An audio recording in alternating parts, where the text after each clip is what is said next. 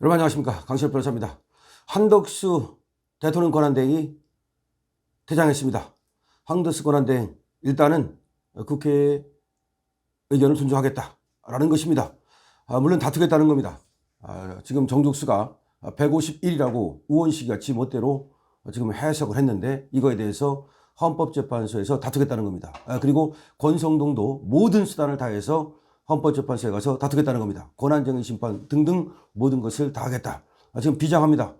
국민의힘도 비장합니다. 그래야 됩니다. 권성동도 이때 바로 정말 비장한 모습을 보이기 바랍니다. 그런데 누구보다도 비장한 것은 한덕수 권한대행 국무총리입니다. 이제 전 권한대행이 됐네요. 국민께 드리는 말씀이라는 절절한 그런 애국 선언을 하셨습니다. 한덕수 전 권한대행 우리 국무총리 정말 훌륭하셨다, 멋지다 라고 박수를 쳐드립니다. 원래 어려울 때 영웅이 탄생하는 법입니다. 우리 한덕수 권한대행 국무총리가 영웅으로 탄생했다는 점을 여러분께 말씀드립니다. 한덕수 권한대행 국무총리께 여러분 댓글 엄청 달아서 응원해 주십시오. 이거 공유 엄청 해서 한덕수 권한대행 국무총리를 여러분 응원해 주십시오. 우리가 영웅을 키워야 됩니다. 우리가 영웅을 빛내야 됩니다. 그래야만 또 다른 영웅이 나타나는 것입니다. 한덕수 권한대행이 이렇게 잘하다가 우리 자유우파의 박수를 받을 때 최상목 경제부총리도 다시 또 권한대행도 역시 또 잘하게 될 것입니다. 한덕수 권한대행이 너무 잘했기 때문에 이제 최상목 경제부총리도 한덕수 총리의 뜻을 이어받을 것으로 생각합니다.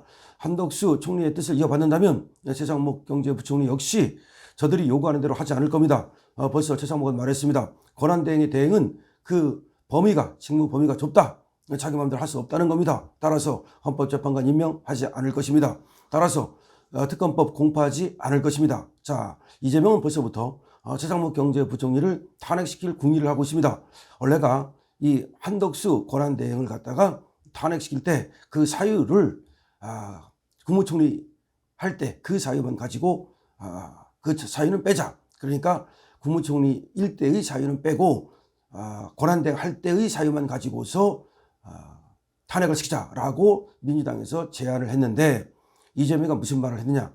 그렇게 되면 다음에 최상목 경제부총리를 탄핵시키지 못한다. 그러니까 권한대행 이후의 사유도 집어넣어서 탄핵 사유로 삼아야 된다라고 말했다는 겁니다. 다시 말해서 이미 이재명이는 최상목 경제부총리가 권한대행의 대행이 되면 여기도 탄핵시키겠다는 뜻을 갖고 있다는 겁니다. 여러분 끔찍하지 않습니까? 소름이 끼치지 않습니까? 그러니까 민주당 내에서 이런 얘기가 나온 거예요.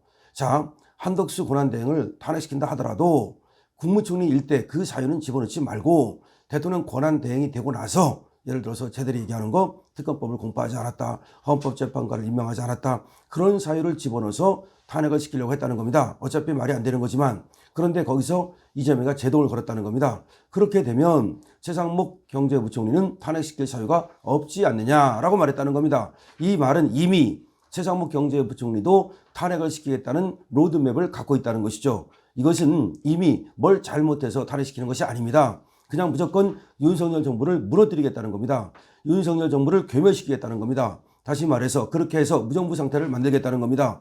무정부 상태를 만들고 그 혼란을 틈타 가지고 윤석열 대통령한테 뒤집어 씌워 가지고 윤석열 대통령을 탄핵시킨 후에, 그러니까 헌법재판소의 결정을 받아낸 후에 빠르게 지금 대선에 나가겠다는 겁니다. 그러니까 이재명의 지금 뇌 속에는 오로지 조기 대선만 들어있는 겁니다.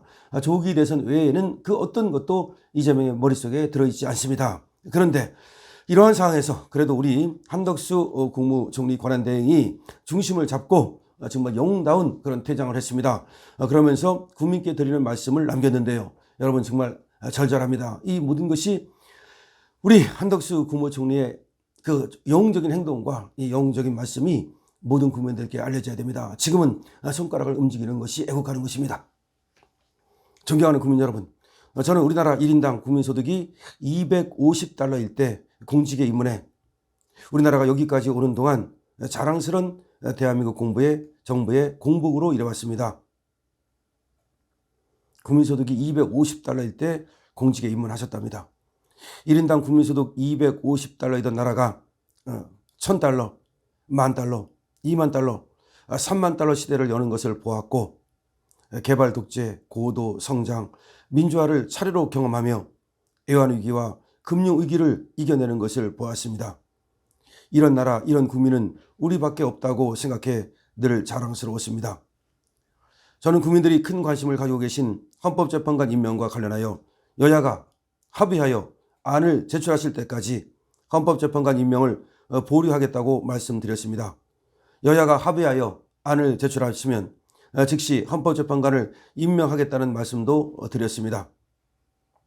왜 거부권을 행사하면서 헌법재판관 임명은 거부하느냐고 묻는 분들이 계십니다만 안타깝게도 저는 그런 말씀에 동의하기 어렵습니다.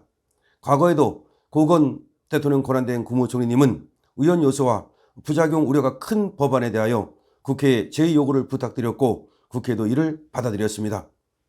여야 합의 없이 헌법재판관을 임명하라는 것은 전혀 다른 문제입니다.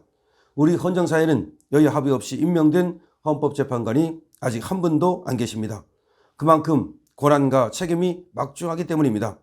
황교안 대통령 권한대행 국무총리님도 이러한 점을 감안하여 헌재의 탄핵심판 결정이 끝난 후에 헌법재판관을 임명하셨습니다.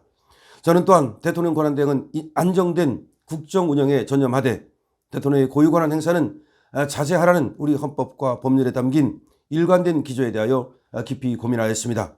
이러한 기조에도 불구하고 헌정사의 절레를 뛰어넘어 헌법재판관을 임명하기 위해서는 법률과 제도가 다 규정하지 못하는 부분을 채워주는 정치적 슬기, 다시 말해 국민의 대표인 여야의 합의가 반드시 필요하다고 저는 믿고 있습니다.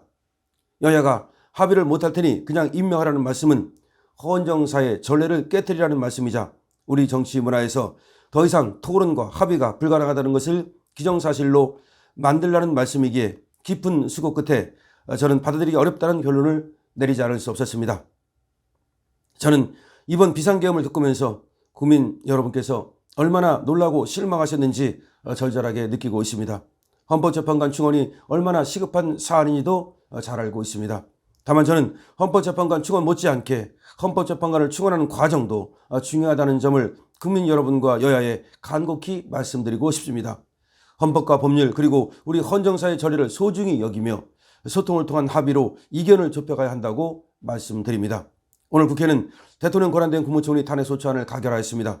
여야 합의를 청하는 말씀에 대하여 야당이 합리적 반론 대신 이번 정부 들어 29번째 탄핵안으로 답하신 것을 저 개인의 거취를 떠나 이 나라의 다음 세대를 위해 안타깝게 생각합니다. 저는 국회의 결정을 존중하며 더 이상의 혼란과 불확실성을 보태지 않기 위하여 관련법에 따라 직무를 정지하고 헌법재판소의 신속하고 현명한 결정을 기다리겠습니다. 국무위원들과 모든 부처의 공직자들은 평상심을 가지고 맡은 바 소임을 흔들림 없이 수행해 주시기를 당부드립니다. 존경하는 국민 여러분, 저는 한평생 공직 외길을 걸으며 대한민국이 여기까지 오는 동안 국정의 최일선에서 부족하나마 미력을 다해 국민 여러분을 섬길 수 있었던 것을 제 인생의 영광으로 생각하고 있습니다. 국민 여러분 감사합니다. 자, 이것이 우리 국무총리 권한대행 한덕수 총리의 마지막 고별 인사입니다. 여러분 어떻게 들으셨습니까? 영웅의 대장 어떻게 지금 보십니까? 아주 솔직하고 간절하고 나라를 생각하는 마음 그리고 미래를 생각하는 마음이 정말 뜨겁습니다. 우리 한덕수 권한대행 영웅을 기억해야 합니다. 이분의 이런 절절한 나라 사랑 그리고 법치주의 정신을 우리는 기억해야 됩니다. 여러분 공유해 주십시오. 그리고 구독도 부탁드립니다. 강신업 TV입니다.